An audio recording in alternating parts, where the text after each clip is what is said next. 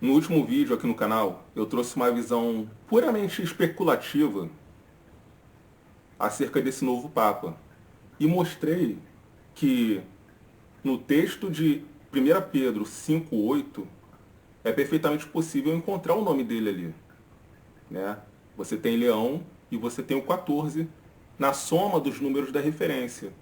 1 mais 5 mais 8, 14. E como não se bastasse isso, né?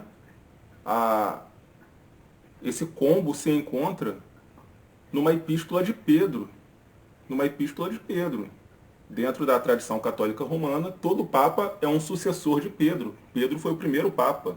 Todo papa tem as chaves de Pedro, as chaves do reino dos céus. Não à toa a gente lê lá em Mateus 11, né? Mateus 11, Jesus diz que a partir de João Batista haveria violência no reino dos céus. E as pessoas se apoderariam dele na base da força. Então você analisa a história da Igreja Católica Romana através dos séculos, e é uma coisa que definitivamente casa, né? Casa bastante. Mas voltando aqui, então são três evidências que chamam a atenção. Não tem como, né? Não tem como não chamarem a atenção, pelo menos de um crente na Bíblia. Você tem o nome, Leão, você tem o número 14, numa epístola de Pedro. Pedro, que no catolicismo é o representante máximo do papado, né? Então, definitivamente é algo que chama a atenção. E como eu deixei claro no último vídeo também, eu não estou cravando nada. Não estou cravando nada. Definitivamente, isso pode ser uma coincidência. Pode ser coincidência. Ou pode ser algo tramado. Pode ser algo tramado. Pode ser que eles tenham escolhido propositalmente Leão 14. Leão 14 pensando nisso. Pensando nisso. A elite global, as elites, né, os grandes ocultistas do topo da pirâmide global, eles operam através de simbolismos. Eles operam em meio à sociedade, deixando marcas subliminares. Então, não espere que eles venham e ponham um slogan, ponham um outdoor no meio da rua dizendo isso, explicando o que eu estou dizendo aqui.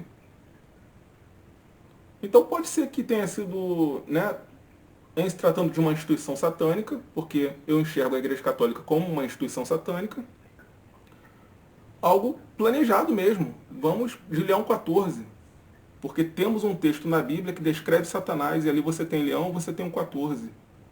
E é uma epístola de Pedro, o primeiro Papa. Mas pode ser que tenha sido uma cristocidência. Uma cristocidência. E eu sou mais inclinado a crer nisso, que foi uma cristocidência. Então temos nas escrituras, de uma forma subliminar, uma mensagem dizendo, indicando, apontando algum tipo de relação desse Papa com o final dos tempos, mas principalmente uma relação íntima, estreita dele com o diabo.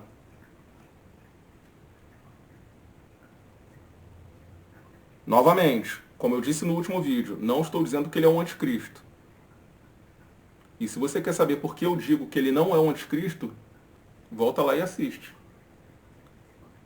Então nesse vídeo aqui eu quero trazer mais algumas evidências, mais algumas sinalizações que sugerem, né, que podem sugerir, aliás, podem estar sugerindo uma relação entre esse Papa e o final dos tempos, que podem ser coincidência, que podem ser parte de um plano, né, da cúpula romana, ok, e que podem ser parte de uma sinalização espiritual da palavra de Deus. Bom, são 2 pontos, na verdade, que eu vou trabalhar aqui. 2 pontos. O primeiro é o sobrenome de batismo dele, o sobrenome civil desse Papa. Mas antes de falar sobre o sobrenome dele, eu preciso fazer uma introduçãozinha rápida, tá? Uma introduçãozinha rápida, porque muita gente que assiste o canal é leigo, não tá por dentro, não é aquele rato de escatologia. Então eu preciso mastigar um pouco, só uma pincelada rápida. Um dia eu faço um vídeo a respeito específico, né? Aliás, eu acho que eu até tenho vídeo aqui no canal falando sobre o que é dispensacionalismo. Mas numa pincelada muito rápida, muito rápida. Dispensacionalismo vem da palavra dispensação. Dispensação. Essa palavra dispensação você encontra 4 vezes na Bíblia. Muita gente diz, né? Não existe dispensação na Bíblia. Não, tem. 4 vezes você tem essa palavra nas Escrituras. 1 Coríntios 9:17, Efésios 1:10, Efésios 3:2 e Colossenses 1:25. 4 vezes. 1 Coríntios 9:17, Efésios 1:10, Efésios 3:2 e Colossenses 1:25. Então, uma palavra que está bem presente nas Escrituras. E que significa, vamos lá, puxei aqui um significado do ChatGPT, mas eu vou tentar aprofundar mais com vocês. A palavra dispensação vem do latim dispensatio, que significa ato de distribuir, repartir, administrar. Foca nessa última definição. Administrar. Essa palavra é formada por prefixo que indica separação, dispersão. Pensare, frequente de pendere, que originalmente significa pesar e depois passou a significar também avaliar, administrar, repartir. Novamente, foca aqui no administrar. Avaliar, administrar, repartir.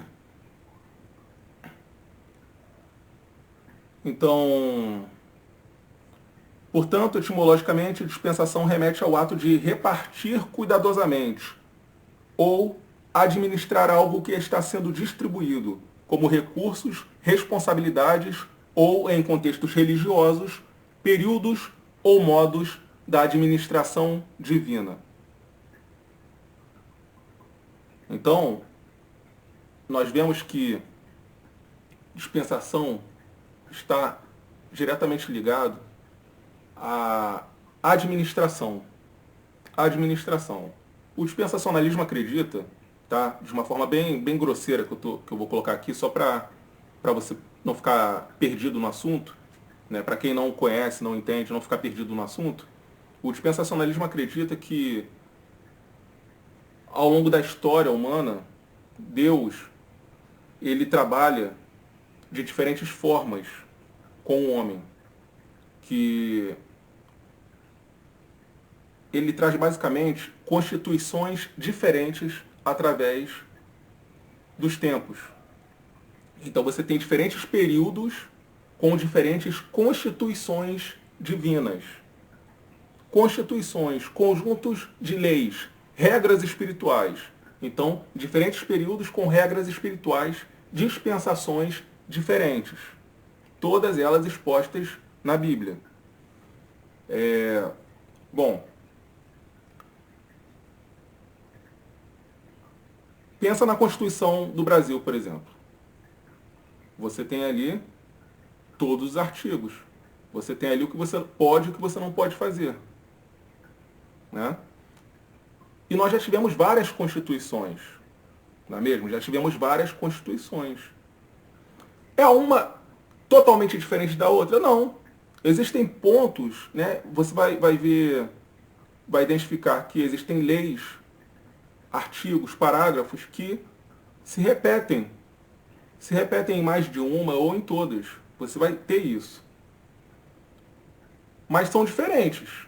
Totalmente diferentes não, mas são diferentes. Assim é em cada constituição divina, em cada dispensação. Em cada um desses períodos você tem leis espirituais distintas, diferentes umas das outras, e eventualmente você tem pontos pontos em comum. Sim, você tem pontos que podem se repetir em uma ou outra, normal. Mas são diferentes, definitivamente. Portanto, cada um desses períodos é uma dispensação, é uma administração diferente. Cada um desses períodos. E cada um deles tem um dispenseiro. Cada um desses períodos vai ter um dispenseiro. Ou seja, alguém encarregado dessa administração. Então você tem a dispensação e tem o dispenseiro correspondente. E esse dispenseiro, ele pode ser um indivíduo ou um coletivo. Vai variar. Em algumas dispensações é um indivíduo, em outras um coletivo, um grupo. Mas de qualquer forma você tem pessoas encarregadas dessa administração. Pessoas que são encarregadas dessa Constituição. Bom, a partir disso, vamos agora até o nome do cara, né? O nome de batismo dele, o sobrenome, aliás. Ele se chama Robert Francis Prevost. O sobrenome Prevost tem origem francesa e vem do latim praepositus. Que significa literalmente colocado à frente, ou aquele que está à frente. Significa literalmente colocado à frente, ou aquele que está à frente. Lembra que no último vídeo eu comentei que eu acredito que esse Papa pode ser o último antes do Anticristo? Lembra disso? Que ele pode ser o Papa do arrebatamento? E então acontece o arrebatamento, ele é removido do caminho e aí sim vem o Anticristo? Lembra que eu falei isso? Pois é. Significa literalmente colocado à frente, ou aquele que está à frente. Esse termo era usado na Idade Média para designar uma posição de autoridade ou liderança, como um intendente, administrador, supervisor ou chefe de uma comunidade. Etimologia detalhada. Latim, praepositus. De prae, antes, à frente, positus, posto, colocado. Francês antigo. Prevost, ou, aí você tem que fazer o biquinho, né? O biquinho do francês. Pivot. Título dado a oficiais civis ou militares. Francês moderno. Pivot. Função administrativa ou judicial, especialmente em contextos eclesiásticos ou reais. Então, função administrativa ou judicial. Função administrativa ou judicial. Função administrativa ou judicial. O que eu acabei de falar da dispensação? Uma dispensação é o quê? Uma administração ou uma constituição, né? Você pode chamar de qualquer uma das duas formas. Mas tem a ver com gerenciar algo a partir de um conjunto de leis próprias, um conjunto de regras específicas. Uso histórico. Na França medieval, um pivot era uma espécie de magistrado ou administrador local nomeado por um senhor feudal ou pelo rei. Olha, na França medieval, um pivot era uma espécie de magistrado ou administrador local nomeado por um senhor feudal ou por um rei. Ele tinha funções tanto judiciais quanto fiscais. Funções tanto judiciais quanto fiscais. Portanto, o sobrenome Prevost provavelmente se originou como um sobrenome ocupacional, atribuído a alguém que exercia essa função ou era descendente de alguém que a exercia. Então, a primeira sinalização aqui desse vídeo, tá? O sobrenome do cara. Para um dispensacionalista como eu, é impossível não bater os olhos nisso e não lembrar das escrituras. E não pensar nas escrituras. Quando eu vi o significado do sobrenome dele aqui, foi batata, mas foi na hora. O sobrenome do cara é administrador. O sobrenome do cara é dispenseiro, podemos botar assim. É dispenseiro o sobrenome do cara. E aí você pensa no dispensacionalismo. que é a doutrina bíblica, né? Biblicamente genuína de estudo de fim dos tempos. Dispensacionalismo, que é o estudo escatológico biblicamente genuíno. Você não entende fim dos tempos sem dispensacionalismo. Você não consegue estudar o Apocalipse sem dispensacionalismo. Então, isso, para mim, foi algo definitivamente bem significativo. Causou um certo impacto em mim quando eu li o sobrenome dele, procurei o significado do sobrenome dele e me deparei com isso. O sobrenome do sujeito é administrador, dispenseiro. Tá, mas isoladamente, talvez não tenha tanta força. Agora vem um outro elemento da nomeação desse Papa. Vem um outro elemento que, quando unido a essa questão do administrador, ganha um certo corpo, ganha uma certa força, que é o seguinte. Daniel 9, tá? Daniel 9, do 24 ao 27. Daniel 9, do 24 ao 27. A gente vê aqui, em Daniel 9, do 24 ao 27, nós vamos ler o seguinte.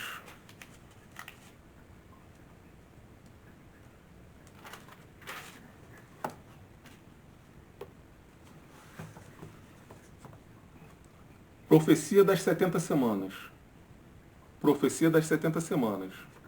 Todo rato de escatologia conhece isso daqui de trás para frente, sabe muito bem do que eu estou falando. Assim como eu fiz com o dispensacionalismo, vou dar uma pincelada rápida, tá? Para quem está por fora. Isso daqui é uma profecia entregue ao profeta Daniel. Especificamente ao povo do profeta Daniel, né? Mais especificamente ao povo do profeta Daniel. Qual é o povo do profeta Daniel? Israel, certo? Tá. 70 semanas estão determinadas sobre o teu povo e sobre a tua santa cidade, para cessar a transgressão e para dar fim aos pecados, e para expiar a iniquidade e trazer a justiça eterna, e selar a visão e a profecia, e para ungir o Santíssimo. Então, você pega esses itens aqui, tá? A duração, o que ele está dizendo aqui basicamente é, a duração dessa profecia, dessas 70 semanas, vai até a volta do Senhor. Até a volta do Senhor Jesus.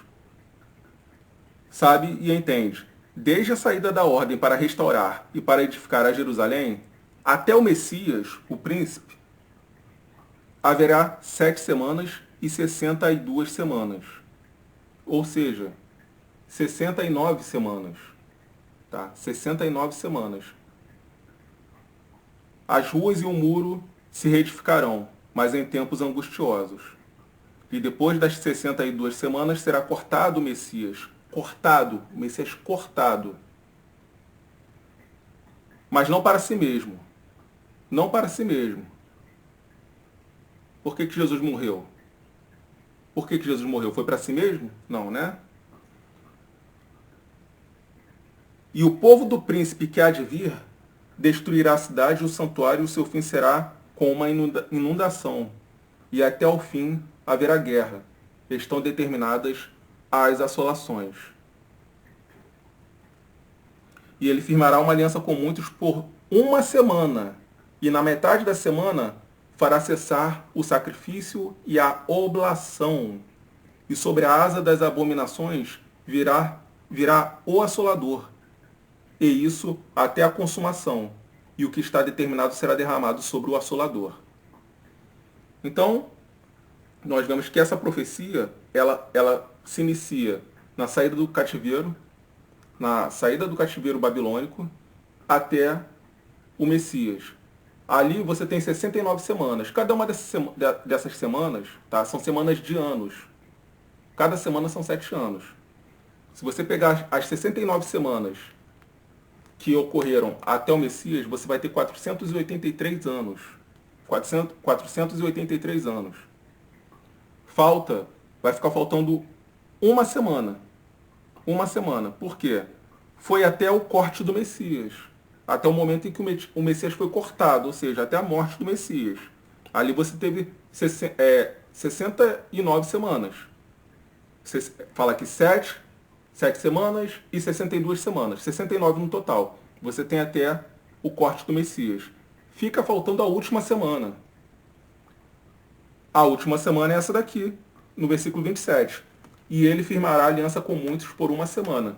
Então, a última semana é a semana do reinado do anticristo. Portanto, estamos vivendo um parêntese. O período da igreja, esse período em que estamos vivendo, é um período de lacuna. É uma lacuna temporal. Não existe uma lacuna entre Gênesis 1.1 e Gênesis 1.2, uma lacuna de tempo ali? Então, neste momento nós estamos vivendo uma lacuna dessa. O período da igreja, esse período histórico, biblicamente falando, profeticamente falando, né, é um parêntese. Estamos dentro de um parêntese. Falta uma semana dentro dessa profecia aqui. Então, vamos lá. Já vivemos até o momento 69 semanas. Já vivemos até o momento 69 semanas. 69 semanas. Dentro do plano profético. Dentro do plano profético para o fim dos tempos. Essa profecia aqui é a base, é uma base do pré-milenismo. Especialmente do dispensacionalismo. Principalmente do dispensacionalismo. Então, você tem um Papa cujo sobrenome é administrador, que é um sinônimo de dispenseiro, né? E a idade do cara, a idade em que ele é nomeado, 69. 69 anos. Foi nomeado aos 69 anos. Um sujeito cujo sobrenome é praticamente dispenseiro, nomeado aos 69 anos. Então você tem dois elementos muito fortes nele que remetem à escatologia, que remetem ao estudo do fim dos tempos. Além da questão lá de 1 Pedro 5:8, você tem esses dois elementos. Separadamente, tudo bem. Talvez eles não tenham tanta força, né? Mas você junta, né? Você pega, não, peraí, não é só o sobrenome do cara que remete à dispensação. A idade dele remete a uma profecia que ela é crucial dentro do estudo de fim dos tempos. É uma profecia que é essencial, crucial, fundamental dentro do estudo de fim dos tempos.